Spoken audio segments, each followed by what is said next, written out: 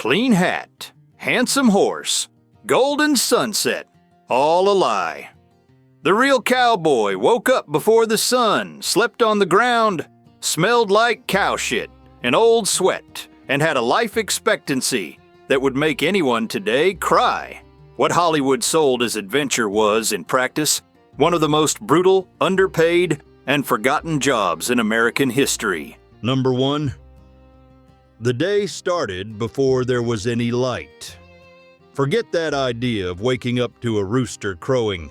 The cowboy was already up around 3:30 in the morning, in total darkness. There was no alarm clock, no coffee waiting for you on the table. The first thing was getting the fire going, because without it, nothing happened. Then, checking the horses and making sure the cattle hadn't scattered during the night. If a steer went missing, the loss came out of your hide. Before the sun showed up on the horizon, the guy was already in the saddle, ready for a 14 to 18 hour stretch. No breaks, no lunch hour, no one to complain to. And that wasn't a bad day, that was the norm. Day after day, week after week, time off was a concept that simply didn't exist in that world. The body held up as long as it could, and then it kept going a little more. Number 2, the food was disgusting, and there wasn't much of it. Could you handle eating the same thing every single day for months? Because that was exactly what a cowboy had to deal with. The menu came down to beans, hard biscuits that were more like rocks, and black coffee so watered down it barely had any taste. Fresh meat? Forget it. What showed up was salted meat, often already going bad and smelling like something nobody wants to imagine. The camp cook, called the cookie, was the most powerful guy in the outfit. He decided who ate what and how much, and nobody dared complain, because the only other option was going hungry. Seasoning was basically just salt, when there was any. No fruit, no vegetables, nothing fresh. The result? Scurvy, stomach pain, and digestive problems were as common as dust on the trail. A lot of cowboys lost teeth before they turned 30, just because of how miserable the food was. Number 3, the horse wasn't your partner. It was work equipment. Forget that image of the cowboy whispering to his horse like it was a pet dog. In real life, a cowboy used between 5 and 10 different horses on a single cattle drive.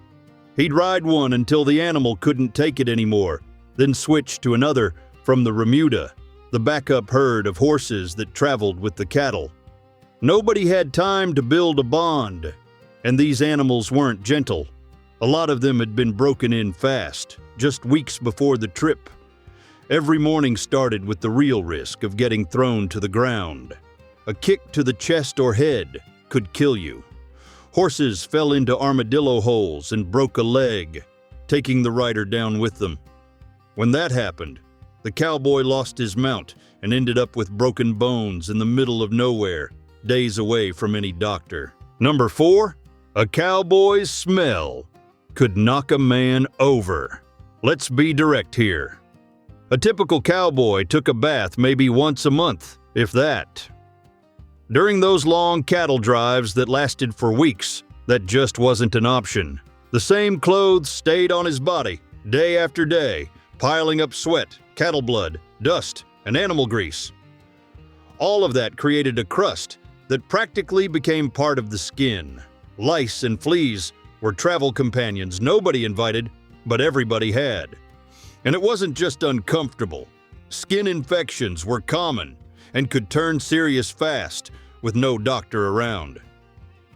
Now think about a group of 20 or 30 cowboys rolling into a small town after months on the trail.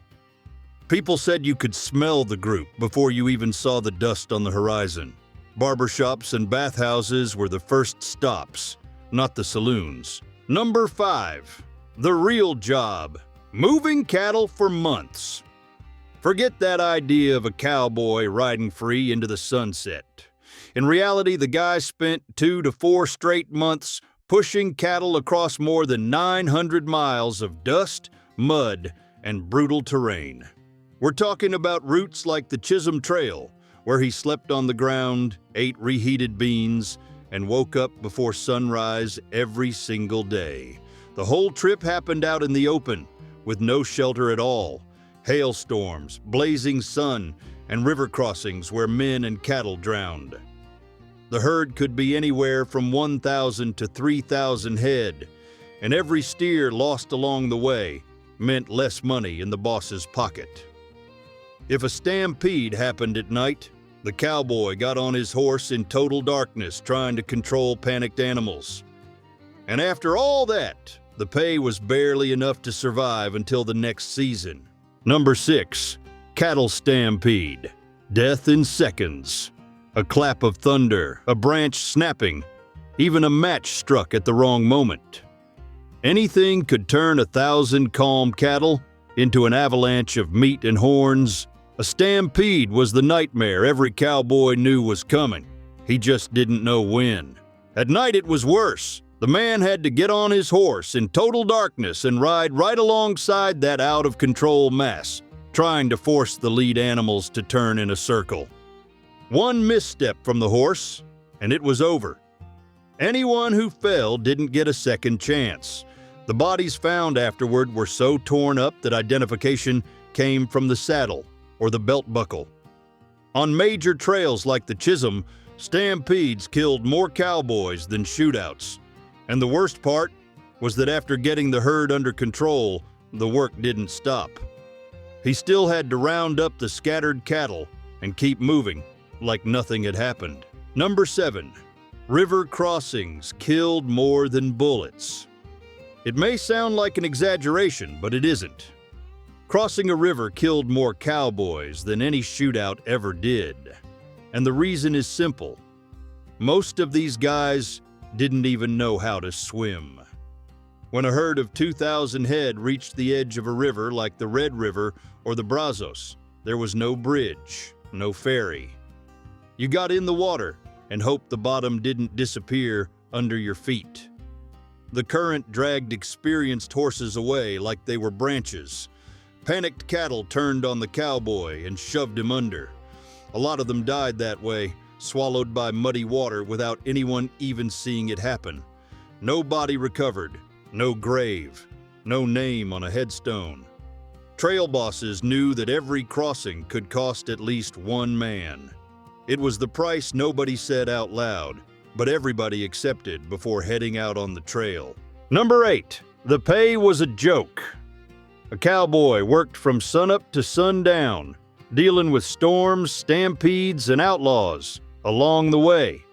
And at the end of the month, he made between $25 and $40. To give you an idea, a drink at the saloon cost about 10 cents, but a new pair of boots could eat up half his pay. There were no contracts, no vacation, no days off. The deal was verbal, and the boss could fire him at any time with no explanation. If the guy broke a leg during the drive, he got left behind. Nobody was going to stop the herd for one hand. And if he died on the job, a lot of times there wasn't even a way to let his family know because nobody knew where he came from. Most of these men had no fixed address and no known relatives. They were disposable. The Old West paid in dust and empty promises. Number 9. The body was wrecked by 30. Most cowboys didn't make it to 40, still able to ride a horse. By 30, the body was already making them pay. Arthritis in the hands, hernias from carrying so much weight, a bent back from all those hours in the saddle, and rotten teeth because a toothbrush was a luxury. Their skin was so beaten up by the sun that a 35-year-old could easily look 55. And when the pain got unbearable, the only medicine around was a shot of whiskey and going back to work the next day. A doctor? Practically non-existent out on the plains. Retirement? That word wasn't even part of their vocabulary. There was no plan, no safety net. The cowboy just kept working until his body stopped cooperating. And when that happened, he was on his own, often forgotten by the side of some dusty road in the West. Number 10. Guns weren't like they are in the movies. Forget that scene of a cowboy pulling two shiny revolvers at high noon. Reality was very different. Most cowboys didn't even own a gun. When they carried one, it was usually borrowed from the boss or some old, poorly kept piece. And shooting accurately? Almost nobody knew how. Gunpowder was expensive, and ammo wasn't wasted on practice. Those dramatic showdowns on Main Street that Hollywood made famous happened so rarely that when they did happen, they made news across the whole country. What really went on was a lot dirtier. Knife fights in dark alleys, brawls inside saloons over card games, and the most common thing of all, getting shot in the back. No warning, no honor at all. Several towns like Dodge City and Tombstone even banned guns within town limits. The Old West had more rules than you might think. Number 11. A third of the Cowboys were black, and Hollywood erased all of them. After the Civil War, thousands of formerly enslaved people ended up on the cattle trails. They had no land, no money, but they knew how to handle horses and cattle better than a lot of other people. Historians estimate that as many as 25% of all cowboys were black. Some researchers say it was a third. They drove the same herds, faced the same storms, and slept on the same hard ground. But when it was time to get paid, they made less. And in town, they couldn't go into the same saloons. Names like Nat Love and Bass Reeves were well known at the time. But when Hollywood decided to tell the story of the West, it simply cut these men out of the script. The cowboy became white, solitary, and heroic. The reality was very different and a lot more diverse than any movie ever showed. Number 12. Mexican cowboys invented the job. Lasso, rodeo, corral, bronco, ranch. Know what those words have in common? They all come from Spanish, and that's no coincidence. Mexican vaqueros were already driving cattle across huge territories centuries before the American cowboy even existed. They developed the roping, horse breaking, and cattle handling techniques that later became the foundation of everything we associate with the Old West. When Americans started expanding south and west, they found these vaqueros already doing the work. They learned from them, copied their tools, adopted the saddle, the wide-brimmed hat, and the riding style. But when it came time to tell the story, Hollywood and cheap dime novels erased the Mexicans from the narrative and put a white cowboy at the center of it all. The truth is that without the vaqueros, the American cowboy as we know him simply would never have existed. Number 13. Loneliness was the invisible enemy. Imagine spending whole weeks without seeing anyone except the same 8 or 10 guys. No letters from home, no news about anything, no way of knowing if your family was okay. The silence of the plains was so overwhelming that some men started talking to themselves just to hear a voice. Historians point out that many cowboys developed what today we'd call severe depression. And when they finally made it to a town after months on the trail, they drank until they passed out. It wasn't partying, it was pure desperation.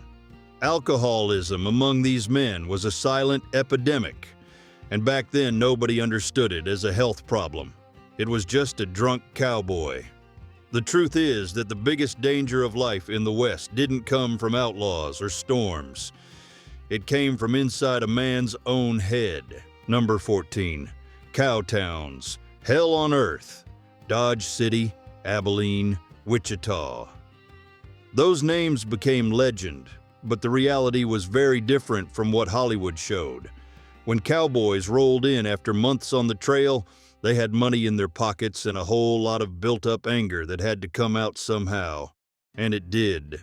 Packed saloons turned into scenes of fights that ended in stabbings or gunfire.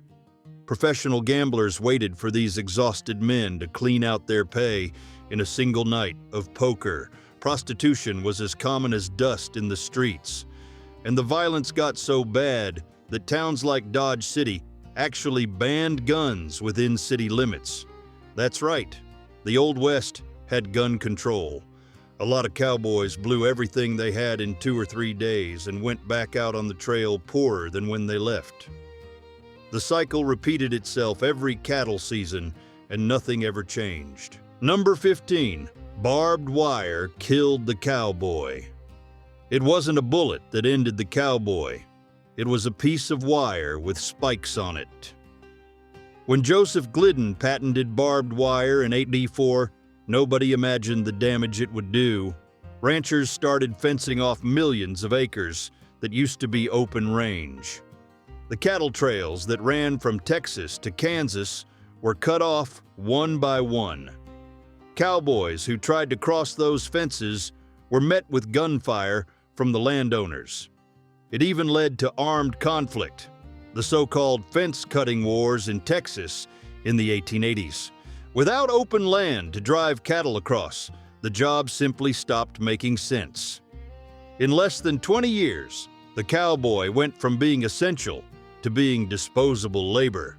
A simple roll of wire did what Indians, cold weather, and outlaws couldn't. It took the cowboy off the trail for good. Number 16, winter, the silent killer.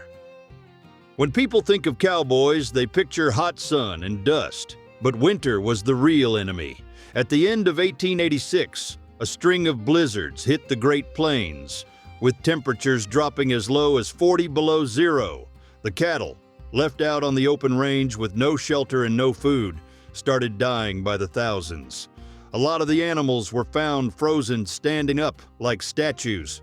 Cowboys went out trying to save the herds and simply never came back. They died of hypothermia, lost in the snow. When spring arrived, ranchers saw the real damage. Some ranches had lost more than 90% of their cattle. Entire fortunes turned to dust in just a few weeks. The event became known as the Great Die-Up and practically brought the era of massive open-range cattle drives to an end. From that point on, the cattle industry changed forever, and the cowboy as we know him started to disappear. Number 17, diseases nobody talks about. Smallpox, cholera, dysentery, typhoid fever. Cowboys lived surrounded by all of it, with no real protection at all. Clean water was a rare luxury out on the trails. Most of the time, the guy drank from the same river where hundreds of head of cattle were relieving themselves. There were no filters, no treatment.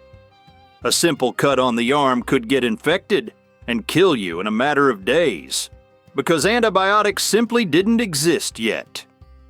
And here's one fact that completely kills the Hollywood myth. On the big cattle drives, a lot more cowboys died from diarrhea than from bullets.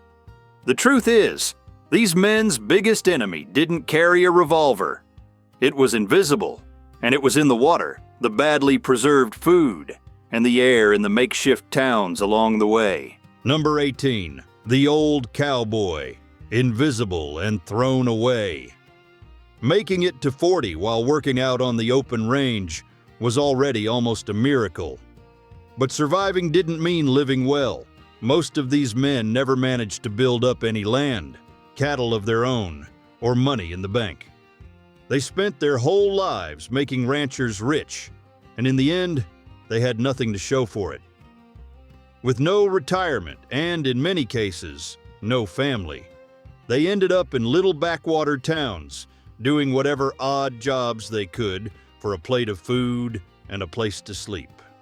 Some became the town drunks everybody knew. Others just disappeared without anyone asking what happened to them. The man who had once faced stampedes and snowstorms ended up in some corner of a saloon, telling stories nobody wanted to hear. The frontier had no gratitude.